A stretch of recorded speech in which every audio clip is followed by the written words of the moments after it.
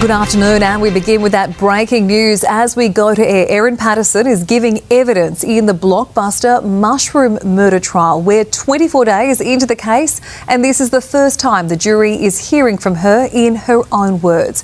Patterson is right now in the witness box and has pleaded not guilty to charges of murder over a beef Wellington lunch she served at her house in July 2023.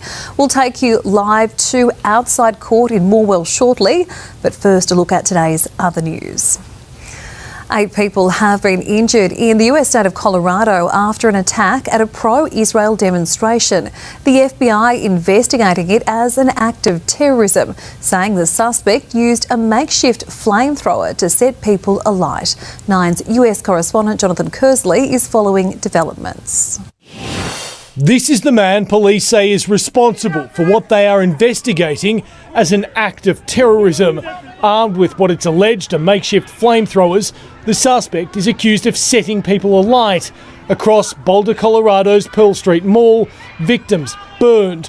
They'd been gathering for a peaceful weekly rally calling for the release of Israeli hostages held in Gaza, when just before 1:30 p.m, police say the man attacked. With the victims lying on the ground and witnesses doing what they can to help them, the suspect, named as 45-year-old Mohammed Sabri Solomon, was shouting. Keep on taking video right now. He was taken into custody. The local district attorney says charges will be laid in the coming days. 6 victims were taken to hospitals. This attack half a world away from the troubles of the Middle East conflict. But here the FBI director immediately called it a targeted act of terrorism. It's now being investigated as an act of terror. Sadly, attacks like this are becoming too common across the country. This is an example of how perpetrators of violence continue to threaten communities across our nation. This attack comes less than 2 weeks after 2 Israeli embassy staff members were shot dead outside a Jewish museum in Washington, D.C. US President Donald Trump has been briefed on this latest attack. Now to that breaking news from the Mushroom murder trial, where alleged killer Erin Patterson is right now on the stand, called to give evidence in the past hour by her defence team. Amber Johnston is live outside court in Morwell. Amber, what has she had to say? Well, Kate, Erin Patterson has been on the stand for around about half an hour now in perhaps one of the most significant chapters in the case to date, with the jury hearing from the alleged cook in person in the courtroom for the very first time. We've been waiting for almost 6 weeks now to hear whether the defence was going to call the alleged cook in her own case, because the defence actually doesn't have to call any witnesses if they don't want to, but obviously they've spent the past couple of weeks thinking really long and hard about this moment, and they've decided that Erin Patterson should give evidence in her own trial. So the mother of 2 seems really calm and composed in the witness box so far. She's wearing a paisley patterned shirt, her hair is tied down, and she's listening really intently to her defence barrister Colin Mandy as he's been asking her a series of questions. He basically started off by asking her about her relationship with her estranged husband Simon Patterson, which she described as functional in more recent times. She also said that she felt like her relationship with the wider Patterson family had distanced in recent times, and she was worried that Simon wasn't really wanting her to be involved in his family and had stopped inviting her to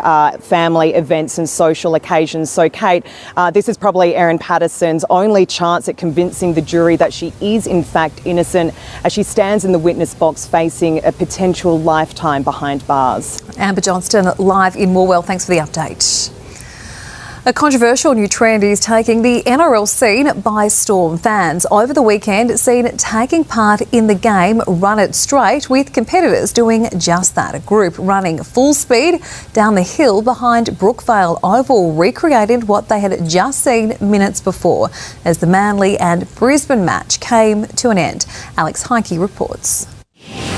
Well, usually when spectators come to the footy, they watch the professionals run and tackle. Well, that's not always the case. This is the back of the famous hill at Brookvale Oval after the Manly and Brisbane NRL match on Saturday night. Look, the full-time siren might have gone, but the hits haven't stopped. It's a bit of a bootleg version of this, a viral competition that's blowing up online called Run It Straight. And as you can guess, players do exactly that. NRL players, on the other hand, who run it straight for a living, have their own thoughts on the matter. It's very important to live as professionals. It's very dangerous. I've seen some videos and they're not too good. So I think bad things happen from that. So I don't recommend that at all for strangers. Just run it straight. It's pretty dangerous. My body is used to it, I guess. So seeing those videos, it's not too good and very dangerous. Now in tonight's news at 6, we speak to a lawyer, and you might be surprised at the legal ramifications of taking part. The Prime Minister has visited drought-stricken areas of South Australia today, announcing more support for struggling farmers. Amanda Kopp joins us live from Canberra. Amanda, this is vital support for so many doing it tough. It really is, Kate. Communities living through severe drought in South Australia have had a visit from Anthony Albanese today. The Prime Minister announcing an additional $2 million for financial counselling services, the money designed to get more boots on the ground to support farmers who are battling mounting debt as the drought stretches on. They care about their properties, they care about what they do, and it can be devastating to have this long-term impact that we're seeing from this drought. It's been a pretty brutal 18 to 24 month period. Our rainfall's been the lowest on record. While government disaster responses continues to be a growing pressure on the budget bottom line, overseas there's a request for an even bigger spend, Kate. The Pentagon confirming today that the US Secretary of State Peter Hegseth has called on Australia to increase spending on defence to 3.5% of GDP as soon as possible. That would be an enormous increase from our current spend of just over 2% and would bring annual defence spending to around $100 billion a year. The PM saying defence is not just about how much money you spend. What you should do in defence is decide what you need, your capability, and then provide for it. We should increase defence spending in Australia, but not because an American tells us to, but because it's in our national interest. With the G7 meeting in Canada later this month, a potential meeting with US President Donald Trump is on the cards. Defence likely to be part of any discussions. Also on the agenda will, of course, be trade. The federal government keen to lobby the American government on these 50% steel import tariffs and ask for an exemption for Australia. So two big issues to discuss, but the details of that meeting not locked in quite yet. Kate? Amanda Kopp, thank you.